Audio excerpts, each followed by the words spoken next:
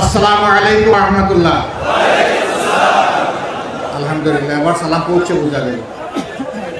আপনারা কেমন আছেন সবাই? আলহামদুলিল্লাহ রাব্বিল আলামিন, ওয়াসসালাতু ওয়াসসালামু আলা রাসূলিহিল কারীম ওয়া আলা আলিহি ওয়া সাহবিহি ওয়া আহলি বাইতি আজমাইন, আম্মা বা'দ। বাংলাদেশ জামাত ইসলামী আমাদের সকলের চারণভূমি। এই সিলেট জেলার উদ্যোগে আয়োজিত আজকের এই বিশাল কর্মী সম্মেলনের সম্মানিত সভাপতি, বিশিষ্ট আলেমে দ্বীন, বাংলাদেশ জামাত ইসলামী সিলেট জেলা দক্ষিণ শাখার সম্মানিত আমির, সিলেট জেলা তো এখন আমরা আলহামদুলিল্লাহ আমরা জাতীয়ভাবে ঐক্য চাচ্ছি, জেলাও এক হয়ে গেছে। সিলেট জেলার সম্মানিত আমির জনাব মৌলানা হাবিবুর রহমান, মঞ্চে বসা কেন্দ্রীয় নেতৃবৃন্দ, আঞ্চলিক এবং স্থানীয় দায়িত্বশীল নেতৃবৃন্দ, সম্মানিত কর্মী ভাইয়েরা, আল্লাহ তাবারক ওয়া তাআলার অগণিত শুকরিয়া আদায় করছি যে তিনি আমাদেরকে উন্মুক্ত পরিবেশে এই বিশাল সামিয়ানার নিচে আজকে একত্রিত হওয়ার তৌফিক দান করেছেন। আলহামদুলিল্লাহ। আজ থেকে 6 মাস 1 বছর আগে যা আমরা কল্পনা করতে পারিনি, আল্লাহ তাআলার একান্ত মেহেরবানিতে আজকে তা বাস্তবে পরিণত হয়েছে। সারা বাংলাদেশের আনাচে কানাচে মানুষ এখন স্বস্তির সাথে শ্বাস নিতে পারছে। এখন মানুষকে আর দানের খেতে মশারিটা নিয়ে ঘুমাতে হয় না। সারা রাত জেগে জেগে দুর্বৃত্তদেরকে মোকাবেলা করার জন্য প্রস্তুতি নিতে হয় না। এখন আর জেলে যাওয়া আসার সেই মনীষের মিছিল এখন দেখতে হয় না। এখন এই বাংলাদেশে রক্তের গুলি খেলা এখন আর চলে না। আলহামদুলিল্লাহ, সব কিছু আল্লাহ তাআলার একান্ত মেহেরবানি। আমরা যা কল্পনাও করিনি, আল্লাহ তার সেই পরিকল্পনাই বাস্তবায়ন করেছেন। আল্লাহ রাব্বুল আলামিনের দরবারে শুকরিয়া আদায় করার পাশাপাশি এদেশের আপামর জনগণ, প্রবাসে অবস্থানরত আমাদের দেশের সম্মানিত সন্তানগণ যারা আছেন, তাদের সকলের প্রতি আমরা কৃতজ্ঞতা জানাচ্ছি। 2006 সালের 28 অক্টোবর লগি বইটার তাণ্ডব দিয়ে মানুষ খুন করে আওয়ামী লীগ জানান দিয়েছিল তারা ভবিষ্যতে ক্ষমতায় গেলে এরকম মানুষ খুন করবে। সেই দিন বাংলাদেশ পথ হারিয়েছিল। দীর্ঘ 17.5 বছর আর পথে উঠতে পারেনি। অবশেষে আল্লাহ তাআলার একান্ত মেহেরবানিতে 24-এর 5 আগস্ট বাংলাদেশ আবার তার পথ ফিরে পেয়েছে। কিন্তু এই দীর্ঘ পথ পরিক্রমায় অসংখ্য বনি আদমকে রক্ত দিতে হয়েছে, জীবন দিতে হয়েছে। আমাদের মাতার তাজ শীর্ষ 11 জন কেন্দ্রীয় দায়িত্বশীলকে তারা খুন করেছে। কাউকে দিয়েছে ফাঁসি, আর কাউকে জেলের ভিতরে তারা মৃত্যুর দিকে ঠেলে দিয়েছে। একজন কেবল আমাদের মধ্যে এখনো বেঁচে আছেন, কষ্ট, যন্ত্রণা, দুঃখ, ব্যথা নিয়ে। তিনি হচ্ছেন আমাদের প্রিয় সম্মানিত ভাই, তৎকালীন ভারপ্রাপ্ত সেক্রেটারি জেনারেল জনাব এটিএম আজহারুল ইসলাম। আমাদের বিশ্বাস ছিল আল্লাহ তার এই বান্দাকে বাঁচিয়ে রেখেছেন বাংলাদেশকে ভালো কিছু দেখানোর জন্য, নতুন কিছু দেখানোর জন্য। আমরা সেই নতুন এবং ভালো কিছু দেখার প্রস্তুতি নিয়েছি এবং আদালতে ন্যূনতম বিচার পেলে তিনি নির্দোষ প্রমাণিত হয়ে আপনাদের বুকে ফিরে আসবেন ইনশাআল্লাহ। আমরা আশা করছি অতি তাড়াতাড়ি তিনি ফিরে আসবেন। রবের দরবারে দোয়া করে আল্লাহ তাকে তাইয়্যিব হায়াত দান করুন। আল্লাহ রাব্বুল আলামিন তাকে সুস্থতার সাথে রাখুন। একটি নাদুস নুদুস সুস্থ মানুষ, আজকে তিনি শুকনো হয়ে 3 ভাগের 1 ভাগ হয়ে গিয়েছে। তারপর এতটাই মানসিক এবং শারীরিক জুলুম করা হয়েছে। 2 মাস 10 দিন একই জেলে ছিলাম, কিন্তু জেলে থাকা অবস্থায় তার মুখখানি আমাকে দেখতে দেওয়া হয়নি। তার সাথে পাশার নির্দয় আচরণ করা হচ্ছে। এখন হয়তো বা কিছুটা সেই পাশার নির্দয় আচরণ বন্ধ থেকেছে, কিন্তু তারপরেও তিনি জেলের অন্ধকার প্রকোষ্ঠে আছেন। আপনারা দোয়া করুন অতি সত্বর আল্লাহ যেন আমাদের বুকে তাকে ফিরিয়ে দেন। প্রিয় সম্মানিত ভাইয়েরা, এইভাবে আমাদের শহীদ নেতৃবৃন্দের রক্ত, অসংখ্য সহকর্মীর রক্ত, এদেশের বিরোধী দলের মজলুম কর্মীদের রক্ত, নেতাদের রক্ত, সাধারণ মানুষের রক্ত আর 18 কোটি মজলুম দেশবাসীর চোখের পানিতেই শেষ পর্যন্ত মনে হয় আল্লাহ কবুল করেছে। মহান রবের দরবারে শুকরিয়া আদায় করে বলি, রাব্বুল আলামিন এইটুকু মেহেরবানি যখন করেছো তখন এই দেশবাসীর উপরে তুমি পুরোটাই মেহেরবানি করো। এই দেশকে স্থায়ী শান্তির দিকে তুমি এগিয়ে নিয়ে যাও, আর স্থায়ী শান্তি শ্রমিক হিসাবে আমাদের সবাইকে কাজ করার তৌফিক দাও। আমরা যেন ওই শান্তির বাংলাদেশ বিনির্মাণে, একটা মানবিক বাংলাদেশ বিনির্মাণে আমরা যেন অবদান রাখতে পারি। আলহামদুলিল্লাহ, একটাই সংগঠন, সবাই স্বীকার করতে বাধ্য, কোনো অপশক্তি তাদের সামনে সংগঠনের মাথা নত করাতে পারেনি। হ্যাঁ, আমরা বারবার মাথা নত করেছি আমাদের মাবুদের দরবারে, করতেই থাকবো, কিন্তু কোনো অপশক্তির কাছে ইনশাআল্লাহ আগামীতে আমরা মাথা নত করব। দেশে বিদেশে অনেক ষড়যন্ত্র চক্রান্ত হয়েছে সংগঠনের বিরুদ্ধে, আমাদের কর্মীরা সীমাহীন ধৈর্য ধরেছে। এত বড় ক্ষতি অন্য কোনো সংগঠনের বাংলাদেশে হয়নি যত বড় ক্ষতি হয়েছে জামাত ইসলামী এবং ইসলামী ছাত্র শিবির। এই সকল ক্ষতির ক্ষত আমাদের অন্তরে ছিল, সেই ক্ষত ছিন্ন বহন করে আগস্টের 5 তারিখ যখন পরিবর্তন আসলো, আমরা সারা বাংলাদেশে প্রিয় সহকর্মীদেরকে এবং দেশবাসীদেরকে আহ্বান জানিয়েছিলাম, শান্ত থাকুন, ধৈর্য ধরুন, প্রিয় দেশকে গড়তে সাহায্য করুন। আলহামদুলিল্লাহ, বাংলাদেশ শান্ত থেকেছে, ধৈর্য ধরেছে। আওয়ামী লীগের সাধারণ সম্পাদক তৎকালীন মন্ত্রী ওবায়দুল কাদের সাহেব বলেছিলেন, একবার নয় বারবার, তার দলীয় কর্মীদেরকে ভয় দেখে আরো পাষাণ হওয়ার জন্য উস্কানি দিতে গিয়ে বলেছিলেন, তোমরা যদি ক্ষমতা থেকে চলে যাও তাহলে ক্ষমতা হারানোর 2 দিনের মাথায় তোমাদের 5 লক্ষ লোককে ওরা খুন করবে। একথা তিনি বলেননি? বাংলাদেশের মানুষ প্রমাণ করে দিয়েছে, তোমরা পাগল হতে পারো, তোমরা ক্ষমতার নেশায় অন্ধ হতে পারো, তোমরা দায়িত্ব জ্ঞানহীন পাশবিক চরিত্রের হতে পারো, কিন্তু বাংলাদেশের মানুষ দায়িত্ব জ্ঞানহীন নয়। 5 লক্ষর কোনো প্রশ্নই আসে না। 2 দিনের মধ্যে 5 জন মানুষকে কেউ খুন করেন। জনগণের এই ধৈর্য, মানুষের প্রতি এই দায়বোধ, দেশের প্রতি এই ভালোবাসা একটা মহলের এখন সহ্য হচ্ছে না। তারা চেয়েছিল রক্তের পদ্মা, গঙ্গা, যমুনা, সুরমা বয়ে যাওয়া, তাহলে তাদের রাজনীতি আবার জমে উঠবে দেশে বিদেশে।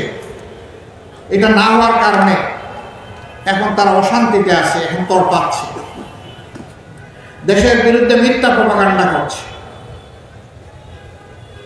দেশ থেকে করছে, বিদেশ থেকে করছে।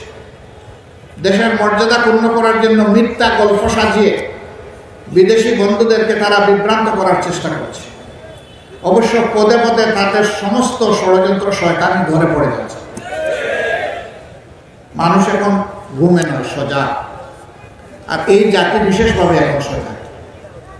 তারা এই ইতিবাচক পরিবর্তনকে, অভ্যুত্থানকে ব্যর্থ করে দেওয়ার জন্য দফায় দফায় অনেক কাণ্ড ঘটিয়েছে।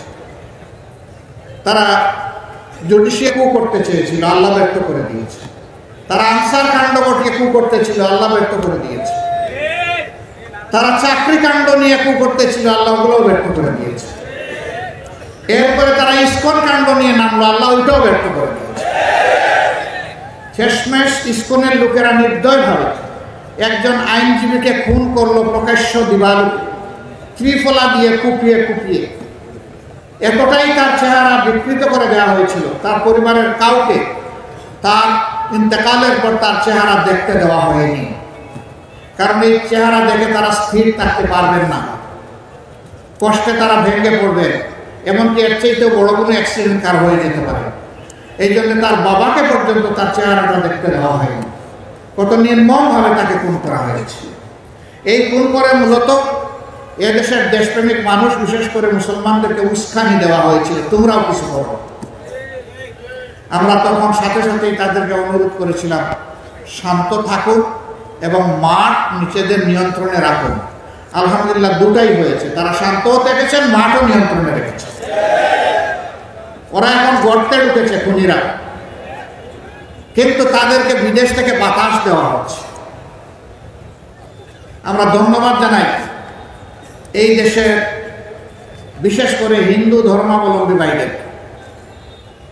তারা তাদের বিবেকের জায়গা থেকে প্রতিবাদ করে বলছেন আমরা শান্তিতে আছি, তোমরা আমাদের শান্তির উপর আঘাত দিও না, আমাদেরকে শান্তিতে থাকতে দাও। ভারতকে তারা বলেছে আমাদেরকে দিয়ে আর খেলো না, বহু খেলা তোমরা খেলেছো, এখন তোমরা শান্ত হও। আমরা এই দেশে ধর্ম বর্ণ নির্বিশেষে ভালো আছি, ভালো থাকতে চাই। আমরা তাদেরকে অভিনন্দন জানাই।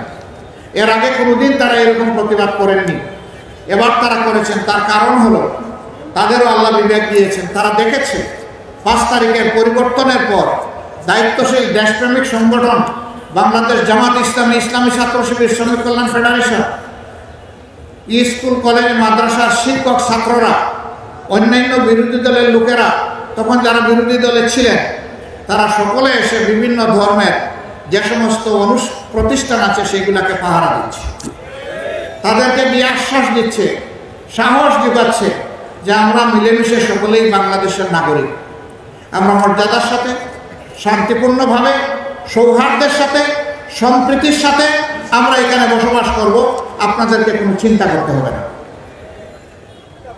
যখন বাংলাদেশে দায়িত্বশীলতার পরিচয় দিল, তখন একটি উগ্র সংগঠন আবার হিন্দু ধর্মের লোকদেরকে উস্কাতে দিল যে এবারকার দুর্গাপূজা আমরা করব না, এটা আমরা বাদ দেব। কেন করব না? যে এই দেশে আমাদের উপরে আঘাত করা হচ্ছে, আমাদের মা বোনদের ইজ্জত লুণ্ঠন করা হচ্ছে, আমাদেরকে খুন করা হচ্ছে, ঘরবাড়ি পুড়িয়ে দেওয়া হচ্ছে। এবারও দায়িত্বশীল হিন্দু সমাজের লোকেরা তারা জানিয়ে দিলেন তোমাদের এই সমস্ত কথা মিথ্যা এবং আমরা তোমাদের ডাকে সাড়া দেব না। তারা সেপ্টেম্বরের 4 তারিখ ঢাকায় লক্ষ লোকের সমাবেশ করে এইভাবে বিশৃঙ্খলা সৃষ্টি করতে চেয়েছিলেন। ওই ধর্মের ভাইদের দায়িত্বশীলতার কারণে তাদের সেই ষড়যন্ত্র আল্লাহ ব্যর্থ করে দিয়েছে। জাতি জাগ্রত আছে।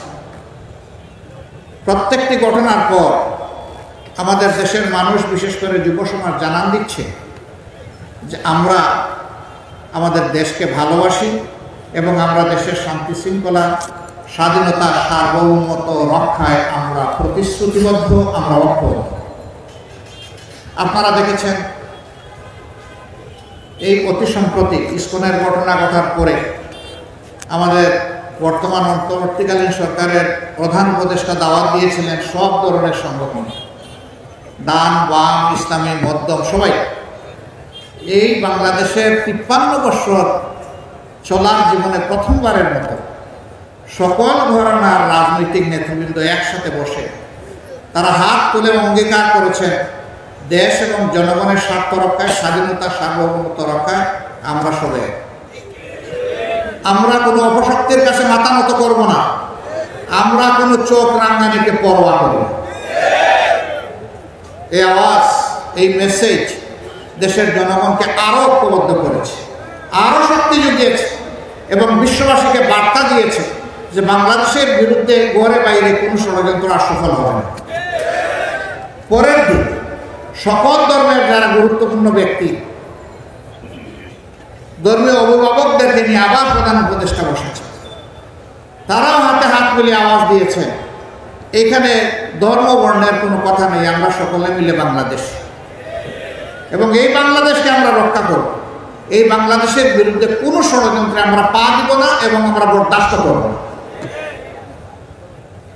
আমরা অভিনন্দন জানাই, মোবারকবাদ জানাই এই অঙ্গীকার ব্যক্ত করার জন্য। তারা কি করেছে, কি করে নাই? গত 15.5 বছর ক্ষমতায় এসে পিলখানায় 57 জন সেনা অফিসারকে নির্মমভাবে হত্যা করল, তাদের পরিবারের কোনো সদস্যকে হত্যা করল। এরপরে জামাতে ইসলামীকে তারা ধ্বংস করার জন্য নেতৃবৃন্দের মাথার উপরে তলোয়ার চালাল, শত শত নেতাকর্মীকে খুন করল। তখন অবশ্য অন্য কোনো দলের উপরে এই বিপদ আসে না। আমরা সেদিন আমাদের বন্ধুদেরকে বলেছিলাম সবাইকে যে আমাদের উপর যে যুদ্ধ এই সরকার অন্যায় যুদ্ধ শুরু করেছে, আসেন একসাথে আমরা সেই যুদ্ধ মোকাবেলা করি, তাইলে এই যুদ্ধ আর কাউকে আক্রান্ত করবে না। দেশ বাঁচবে, আপনারা বাঁচবেন, আমরাও সবাই বাঁচব। সেদিন আমাদের এই আওয়াজ আমরা বুঝাতে পারিনি, অথবা তারা উপলব্ধি করতে ব্যর্থ হয়েছিলেন, যার মাসুল পরবর্তী পর্যায়ে গোটা 15.5 বছর ধরে এই জাতিকে পরিশোধ করতে হয়েছে। আমরা বলেছিলাম আমাদের মাথায় আঘাত করা হয়েছে, সবার মাথায় আঘাত করা হয়েছে, সময়ের ব্যবধানে তাই প্রমাণ হয়েছে। সম্মানিত ভাইয়েরা, এখান থেকে আমাদের শিক্ষা নেওয়া উচিত। আমাদের আলিম সমাজের উপর সরকার আক্রোশ মিটিয়েছে।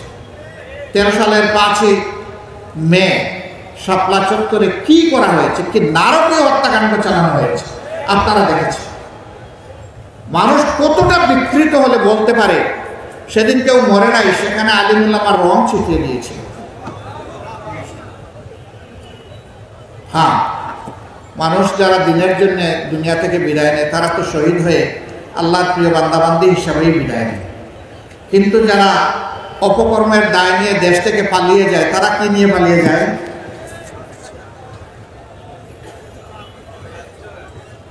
একটা মানুষের মৃত্যুর চেয়ে এইভাবে অপমানের দায় স্বীকার করে পালিয়ে যাওয়া আরো নিকৃষ্ট।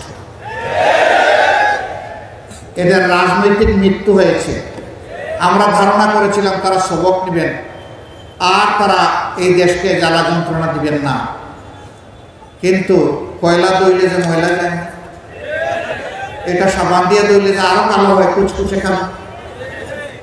আমরা সাবান সার্ফ এক্সেল দিয়ে ধুইতেছি আর ওরা শুধু কালো হচ্ছে। ওরা নিজেরা শান্তিতে নাই, বাংলাদেশকেও শান্তিতে থাকতে দিবে না। আমার সম্মানিত ভাইয়েরা, এতটুকুতে যাদের শিক্ষা হবে না তাদের শিক্ষা কবে হবে আল্লাহ ভালো জানেন। দেশে বিদেশে অনেকে জিজ্ঞেস করে আগামী নির্বাচনে তারা কি নির্বাচনে আসবে। আমি বলি, দেশকেই যারা সম্মান করে না তারা কার কাছে এসে নির্বাচনে ভোট দাবি করবে? যারা জনগণের কেনা টাকায় অস্ত্র এবং গুলি জনগণের বুকের উপর চালিয়ে দিয়ে ক্ষমতায় থাকার জন্য তারা কার কাছে ভোট চাইবে? যারা নিরীহ জনগণকে খুন করেছে তাদের পরিবারের কাছে যে জিজ্ঞেস করুক তারা তাদের এই ধরনের রাজনীতি আর চায় কিনা, এই ধরনের আগ্রাসী দলকে আর রাজনীতিতে দেখতে চায় কিনা, তাদের কাছে গিয়ে জান। আমাদের কাছে জানার দরকার নেই, আমরা তো বেঁচে আছি। পঙ্গুত্বের কষ্ট নিয়ে যারা বেঁচে আছে, হাসপাতালের বেডে অবশ হয়ে যারা প্যারালাইজড হয়ে পড়ে আছে, তাদের কাছে গিয়ে জিজ্ঞেস করুন তারা কি চায়। এখন তো বাংলাদেশের মানুষ শান্তিতে আছে, কিন্তু এই শান্তিকে বিঘ্নিত করার জন্য দফায় দফায় চেষ্টা করা হচ্ছে। ইনশাআল্লাহ আমরা আশাবাদী একটা ঐক্যবদ্ধ জাতি সকল ষড়যন্ত্র মোকাবেলা করেই সামনে এগিয়ে যাবে ইনশাআল্লাহ। আমরা এমন একটা বাংলাদেশ গড়তে চাই, আমাদের সন্তানদের আশা পূরণের উপযুক্ত বাংলাদেশ। তাদের প্রধান স্লোগান ছিল উই ওয়ান্ট জাস্টিস। আমরা বৈষম্য নয়, বরঞ্চ বৈষম্যহীন ন্যায় বিচারপূর্ণ একটা সমাজ চাই। আমরা তাদেরকে কথা দিচ্ছি, আল্লাহ তাআলার সাহায্য এবং জনগণের ভালোবাসা পেলে আমরা সেই সমাজটি বাংলাদেশ এবং জাতিকে উপহার দেব ইনশাআল্লাহ। আমরা কথা দিচ্ছি, আমাদের হাত দিয়ে কোনো চাঁদাবাজি হবে না এবং কোনো চাঁদাবাজি বরদাস্ত করবো না ইনশাআল্লাহ। আমরা কথা দিচ্ছি, বাংলাদেশের 1 ইঞ্চি মাটির উপর কারো কোনো দখল বাণিজ্য চলবে না এবং চলতে দেব না ইনশাআল্লাহ। আমরা কথা দিচ্ছি, সরকারি আধা সরকারি বেসরকারি অফিসে বসে কেউ ঘুষ খাওয়ার প্রয়োজন অনুভব করবে না এবং দুঃসাহস দেখাবে না। আমরা সেই বাংলাদেশ করতে চাই। আমরা কথা দিচ্ছি, আমাদের যুব সমাজের হাতকে আমরা কর্মীর কারিগরের হাতে পরিণত করতে চাই। তারা হবে দেশ গড়ার কারিগর। সার্টিফিকেট নিয়ে তারা বের হয়ে বেকারত্বের অভিশাপে কান্নাকাটি করবে না, হাল তাস করবে না। তাদেরকে নৈতিক এবং জাগতিক শিক্ষা এমনভাবে সমৃদ্ধ করা হবে যে প্রত্যেকটা ছাত্র কিংবা ছাত্রী তার শিক্ষার পাঠ চুকানোর সাথে সাথে দেশ গড়ার একজন যোগ্য কারিগরে পরিণত হবে এবং কাজ তার হাতে চলে আসবে। দুনিয়ার বহু দেশে, উন্নত দেশে আছে, শিক্ষাকালীন সময়েই তাদের হাতে কাজ চলে আসে। শিক্ষা জীবনের আগেই তাদের এগ্রিমেন্ট সম্পূর্ণ হয়ে যায়, শিক্ষা জীবন শেষ করার সাথে সাথে কর্মে ঢুকে পড়ে। তারা পরীক্ষার রেজাল্টের অপেক্ষা করে না, অতীতের রেজাল্টকে মূল্যায়ন করেই তাদের হাতে এইভাবে কাজ চলে আসে। আমরা এই ধরনেরই একটি সমৃদ্ধ, যুব সমৃদ্ধ বাংলাদেশ গড়তে চাই ইনশাআল্লাহ।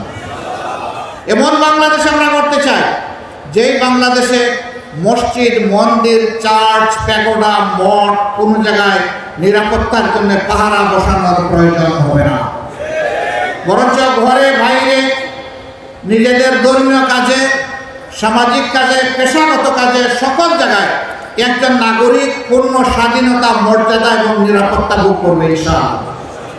এই ক্ষেত্রে নারী পুরুষকে সমান মর্যাদা এবং নিরাপত্তা দেওয়া হবে।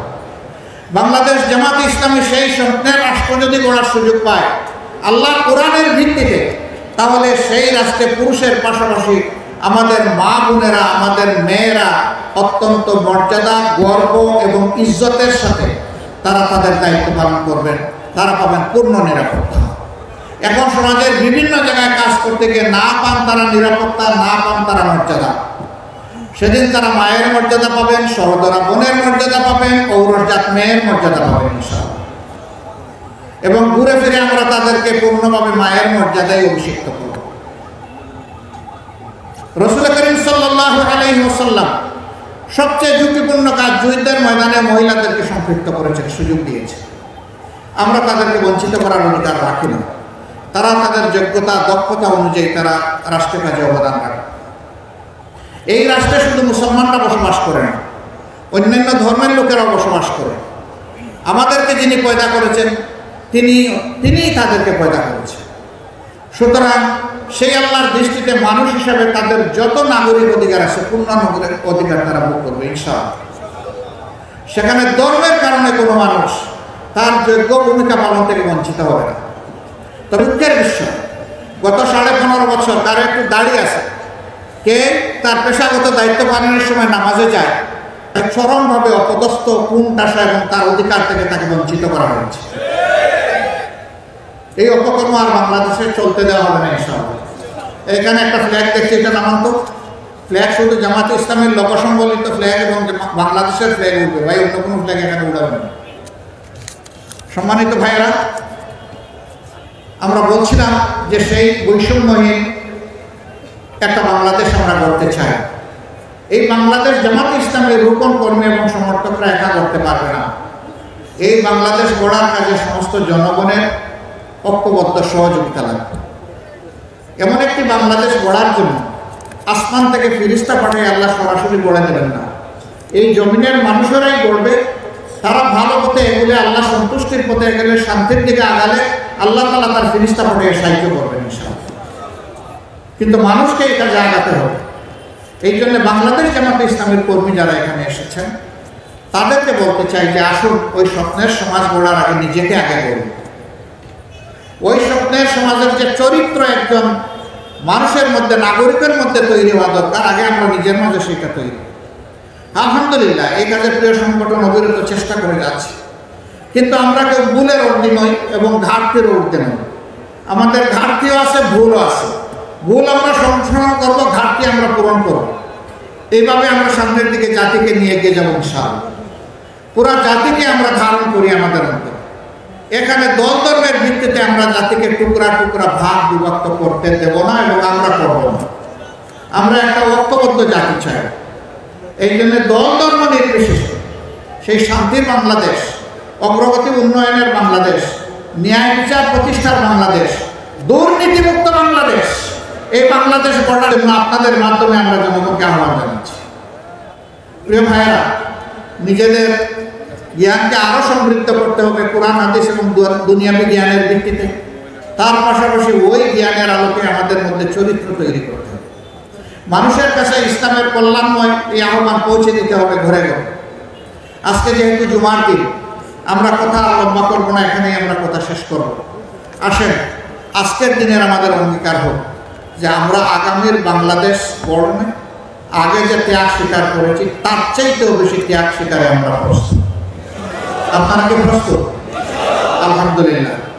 এক ভাই আপনাদের কাছে আহ্বান জানিয়েছিলেন যে ইন্না সলাতি ওয়া নুসুকি ওয়া মাহইয়ায়া ওয়া মামাতি লিল্লাহি রাব্বিল আলামিন বলে আমাদের तमाम সত্তা এবং সম্পদ আল্লাহর হাতে তুলে দেওয়ার আপনারা শপথ নেবেন। এই আহ্বান অধ্যাপক ফজলুর রহমান সাহেব জানিয়েছিলেন, আপনারা সকলে সাড়া দিয়েছেন। আমরা দোয়া করি আল্লাহ তার জন্য আপনাদেরকে কবুল করুন এবং এই আয়াতের হক আদায় করে হযরত ইব্রাহিম আলাইহিস সালামের সাথে আল্লাহ তাআলা হাসরের দিন আমাদেরকে তার সামনে হাজিরা দেওয়ার তৌফিক দান করুন। তিনি আমাদের রুহানি পিতা, আর এই ওয়াদাটা তিনি সরাসরি আল্লাহর কাছে করেছিলেন। আল্লাহ তাআলার এত ভালো লেগেছিল এই ওয়াদা, এর বরকতে আল্লাহ তাআলা তাকে বলেছিলেন মিল্লাতে আবিকুম ইব্রাহিম ওয়া সাম্মাহুমুল মুসলিমিন। সমস্ত মুসলিম মিল্লাতের নেতা পিতা হচ্ছেন ইব্রাহিম আলাইহিস সালাম, এবং তিনি নাম রেখেছেন মুসলমান। সেই পিতা আল্লাহ হতে পারে, আবার ইব্রাহিম আলাইহিস সালাম হতে পারে, এটা আল্লাহ তাআলা ভালো জানেন, কিন্তু এটা আল্লাহ তাআলার পছন্দের কালাম ছিল। সম্মানিত ভাইয়েরা, আজকের এই আলিয়া মাদ্রাসার এই সম্মেলন সিলেটের চেহারা পাল্টে দেবে এটা আমি বিশ্বাস করতে চাই। আমরা দল মত জাতি ধর্ম পেশা নির্বিশেষে সকলের কাছে প্রাণপণে ছুটে যাব। এই ক্ষেত্রে উলামায়ে কেরামের বিশেষ দোয়া এবং সহযোগিতা আমাদের প্রয়োজন। এখানেও আমরা কোনো ভাগ বিভক্তি করব না। উলামায়ে কেরাম আমাদের মাথার তাজ, তাদের দোয়া আমাদের লাগবে, তাদের সহযোগিতা আমাদের লাগবে। তাদেরকে ইজ্জতের সাথে বুকে ধারণ করে আমরা সামনে এগিয়ে যাব। আল্লাহ আমাদের সহায় হন। আসসালামু আলাইকুম ওয়া রাহমাতুল্লাহ। বাংলাদেশ জিন্দাবাদ, বাংলাদেশ জামাতে ইসলামী জিন্দাবাদ।